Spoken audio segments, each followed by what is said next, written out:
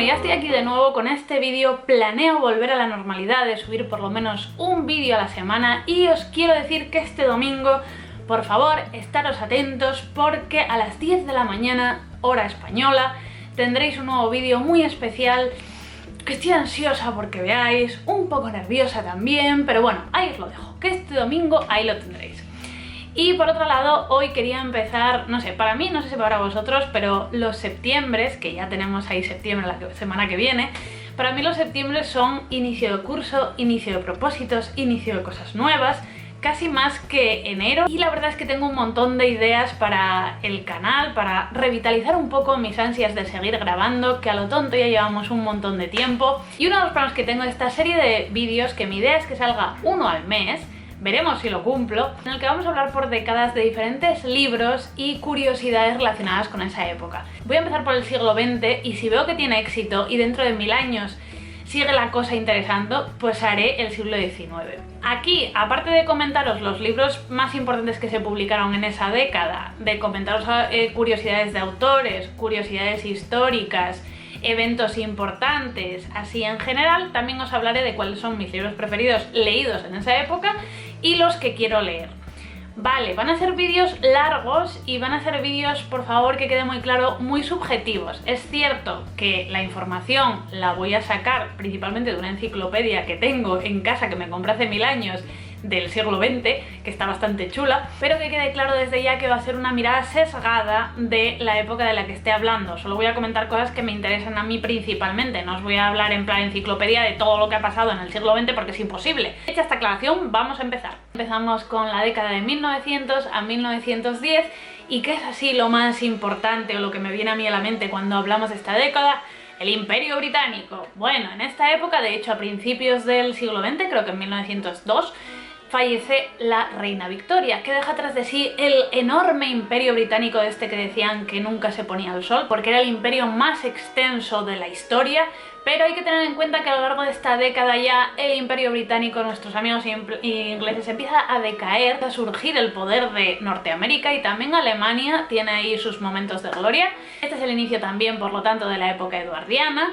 Y hay que tener en cuenta que en estos momentos todavía lo petaba el ferrocarril, o sea, era un medio que se utilizaba brutalmente. Por ejemplo, se seguía utilizando los coches de caballos, los coches, el automóvil se veía a principios de siglo como algo de ricos y además algo súper peligroso, que, no sé, atropellaban a niños y a gente y ponían en peligro a los caballos y la gente pensaba que iba a ser algo súper pasajero y elitista, y en cambio cuando pasemos a la siguiente década ya vamos a ver que empieza a normalizarse el uso del automóvil, pero durante esta década todavía seguimos utilizando el coche de caballos, utilizando el ferrocarril principalmente. Para que nos hagamos una idea, la gente más o menos vestía así, más o menos, es Europa, Norteamérica. No os voy a poner cómo se vestía la gente en todas las partes del mundo porque no acabamos. Acontecimientos importantes que tuvieron lugar en esta década: la teoría de la relatividad. Al principio del siglo XX ya estaba Albert Einstein petándolo con la teoría de la relatividad y también estaba Freud con la interpretación de los sueños, que dio bastante que hablar, como os podéis imaginar. Todavía le estamos dando vuelta a lo que significan nuestros sueños y cuando sueñas que te caes por un puente, ¿qué significa? Nada bueno, ya os lo digo yo. Pero bueno, el caso es que intelectualmente fue súper importante esta teoría. En 1901 tuvo lugar la primera entrega de los Nobel, que por si no lo sabíais, yo no lo sabía y lo he investigado y me he quedado bastante loca. Es muy ignorante, pero esto es así. Alfred Nobel había fallecido años antes, dejando la mayoría de su fortuna para organizar estos premios, porque él tenía la obsesión de quedar como una figura pacifista, porque él era pacifista. Ahí donde lo tenemos había inventado la dinamita, con lo cual no es que la gente lo recordara precisamente por sus afanes de pacifismo. Y entre los premios Nobel así famosos que tenemos de aquellos años está Kipling y varios españoles de literatura. Tenemos a José Echegaray. Acontecimiento importantísimo que tiene lugar a principios del siglo XX, la primera ola del feminismo. Estamos hablando de la época del sufragismo. Estaban ahí las mujeres dándolo todo, sobre todo en Inglaterra, para conseguir el voto femenino. Si queréis saber un poquito más de este tema, os recomiendo encarecidamente un cómic que se llama Sally Hatcom Sufragista, También tenéis la peli de las sufragistas, a mí me gusta más el cómic, os lo recomiendo muchísimo.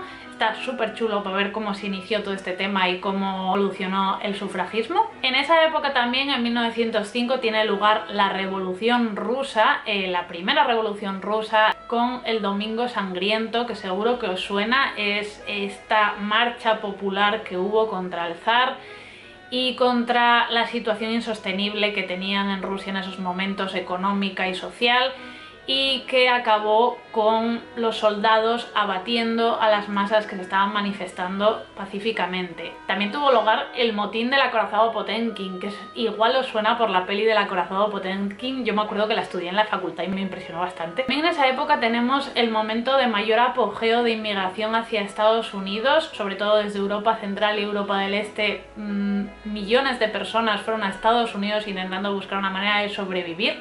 Algo que los estadounidenses fueron cada vez viendo con peores ojos y fueron cerrando su política migratoria, que nunca ha alcanzado esas cotas.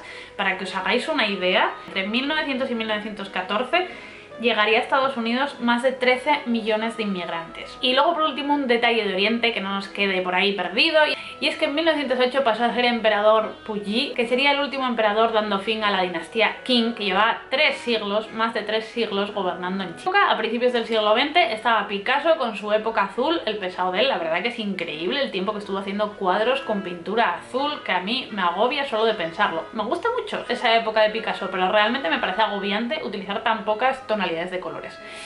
Poco más allá en el tiempo, aún en esta década, comenzaría o iniciaría el cubismo.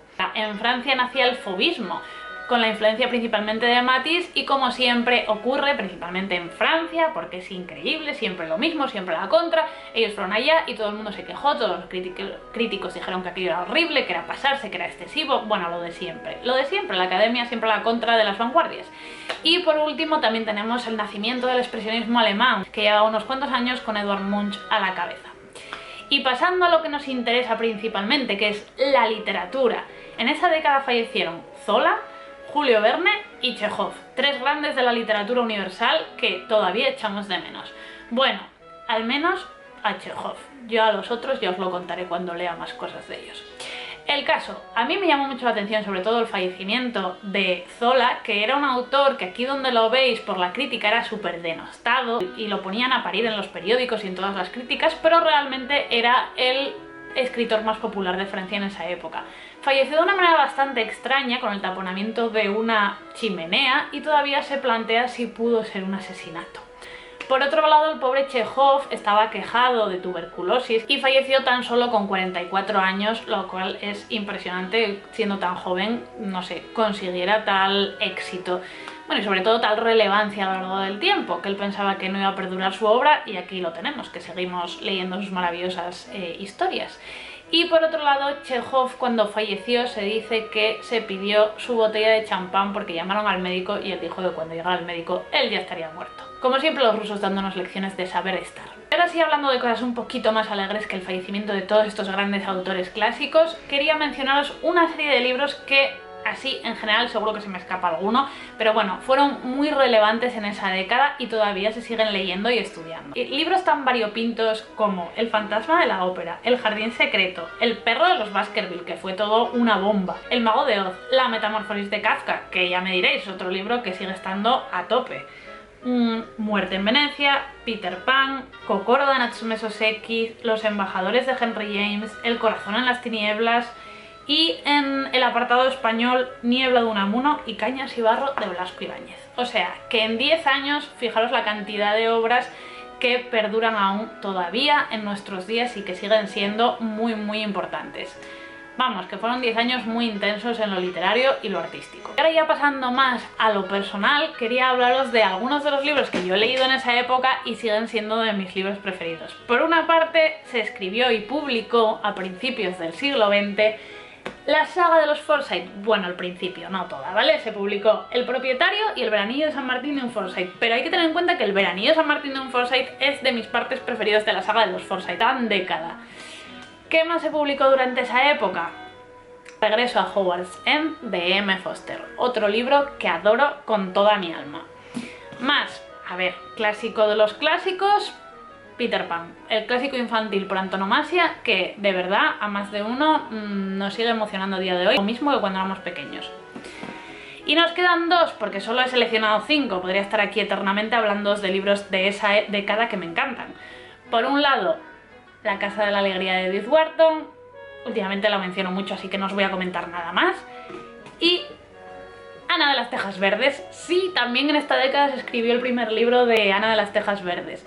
Para que veáis, son libros súper variados, cada uno de ellos nos habla de un estilo de vida totalmente distinto y tiene objetivos completamente diferentes. Hay libros infantiles, juveniles, libros que nos hablan de esa parte más crítica, otros que son más sociales.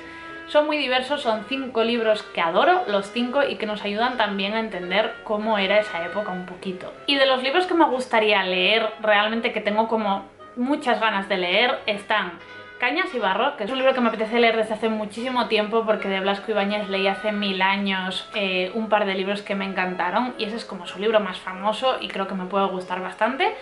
Y también quiero leer El corazón en las tinieblas, básicamente porque es como un libro muy mítico y que además después de haber leído Todo se desmorona, que es un poco la réplica a este libro, me interesa todavía más. Y eso es un poquito todo lo que os quería contar hoy. Eso es un poco el resumen de esta primera década del siglo XX. Creo que es una década interesantísima. A mí ya sabéis que el principio del siglo XX me fascina, tanto en literatura, en cine, en todo. Es una época que creo que fue rompedora. Todavía estaban siendo más o menos optimistas, estaban con la influencia de la época del siglo XIX, de la época victoriana, aún estaban en ese tono un poco más clásico que luego rompería la Primera Guerra Mundial, que ya veremos en el próximo vídeo. Pero es una época también muy convulsa en la que se veían esas revoluciones que iban naciendo y que irían desarrollándose más adelante en el siglo XX. Y eso es todo. Comentarme qué os ha parecido el vídeo, si os gusta la idea de estos nuevos vídeos que voy a ir haciendo, qué libros habéis leído de esta época que os gustan y recomendaríais, si habéis leído estos que recomiendo yo. No sé, comentarme más cositas que os gustaría que hablara en próximos vídeos de esta nueva sección. Que muchísimas gracias como siempre por estar ahí y por favor acordaros, el domingo a las 10 tenemos una cita. Adiós.